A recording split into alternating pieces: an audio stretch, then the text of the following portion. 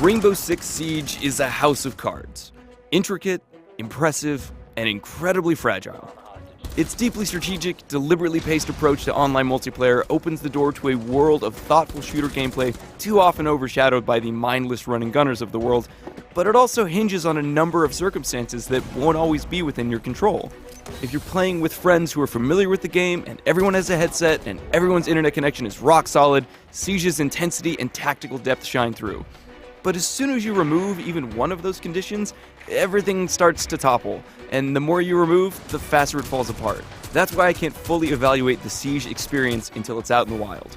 Will the community communicate, or will players simply ignore team tactics? Will matchmaking operate fairly and efficiently?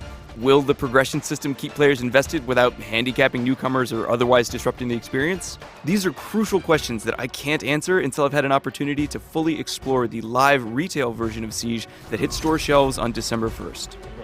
It's directly below you, man, on the stairwell below you. They just threw a nade. Nice.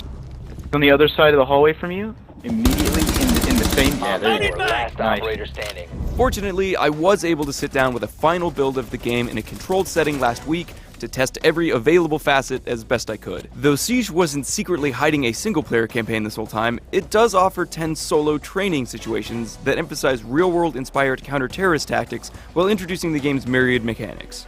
You'll also find the quintessential Rainbow Six Terrorist Hunt, a cooperative mode that presents up to 4 players with a highly fortified and highly destructible environment, a set number of AI-controlled terrorists, and possibly even a bomb to disarm or a hostage to rescue. But the real draw here, and the star of Siege's seemingly endless betas, is the 5-on-5 attack and defend online multiplayer. There are no respawns and no regenerating health, but each round starts with a brief window for planning.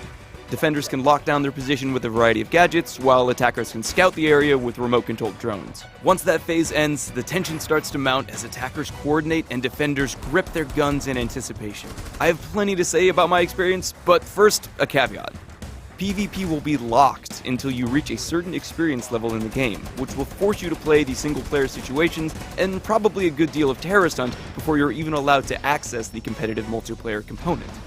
Judging by the 4 or so hours it took me to beat every situation, you'll need to invest a solid chunk of time into Siege before you can unlock PvP, but I can't confirm how long it'll take until I've had a chance to play the full retail release. Once I've had a chance to level my way through the progression system, test the game servers, and gauge the community's approach to the experience, you'll see GameSpot's full review. Stay tuned. 15 seconds. 10 seconds remaining. 5 seconds left.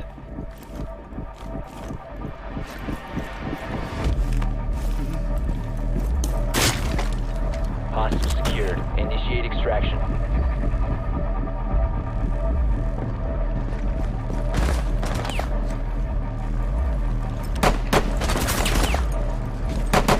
One op 4 remaining. Hostage has been dropped. Secure the hostage. Time expired.